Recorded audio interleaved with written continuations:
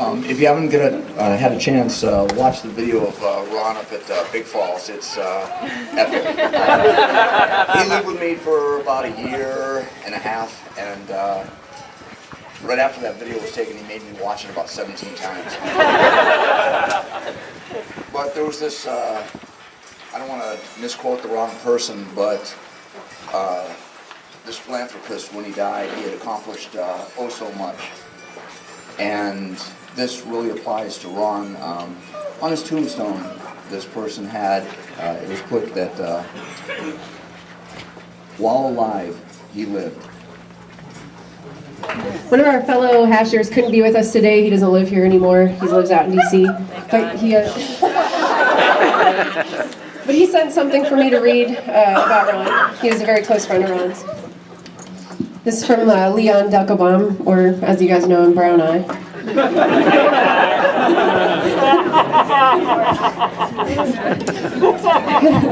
How many people do we meet in our lives?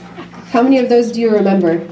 How many of you in 40 years will start off a story with, I knew a guy once who, and I bet that guy will be Ron Kirk. Ron lived his life the way he wanted. He laughed off rules and restrictions and set up his own challenges. I remember last fall he decided he would run 300 miles in a month, just because it seemed like a good idea. He threw out love and rambling conversations like they were confetti, and he left a deep impression on this world that most of us will struggle to match. If I've learned anything from Ron, it's this. Many of us live our lives within a certain set of rules because we think we have to. The truth is, we're usually the ones who set the rules upon ourselves. At the end, the race is only with yourself. Yeah. I know.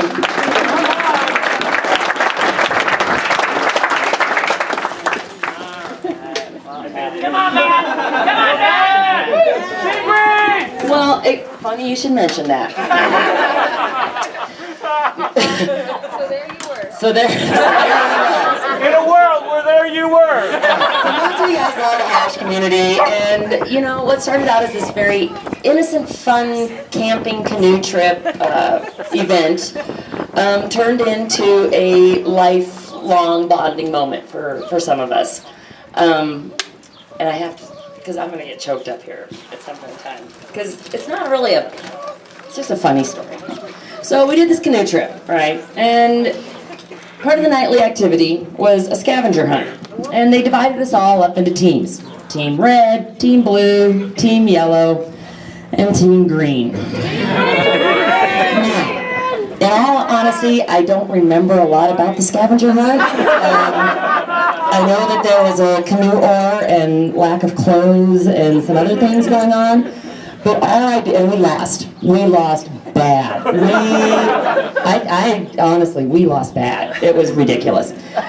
But what we lacked in ability, skill, talent, whatever, we made up in team spirit. And that was because of Ron. Next morning we get up, we're all hungover and trying to remedy things and whatnot, and the heckling started. Ron comes out in this ridiculous purple pimp suit. Who brings a purple pimp suit on a camp out? Ron does. And commences with team green this, team green that, and you know, hey, I jumped on board, and what started at that point turned into kind of a Vegas hash phenomenon. Sort of an annoyance to most people, because Team Green, we were annoying no matter what. That was what we did best. And it just, in typical Ron fashion, he just took it and ran with it. And you know, like they mentioned, he would, anytime anyone would listen, he would bring it up, throw it in your face, call you out, Team Green, Team Green, Team Green, Team Green, this, that. Including the time when no one wanted to volunteer for a trail on Martin Luther King holiday, and Ron was just like, without talking to any of us, was just like, Team Green will do it! And we're like, oh shit, yes, I'm Team Ron. And we proceeded to have the Team Green Ghetto Trail, which I don't think has ever occurred again in Vegas. It included bums watching our beer and taking everyone through the project. And it was just, true Ron.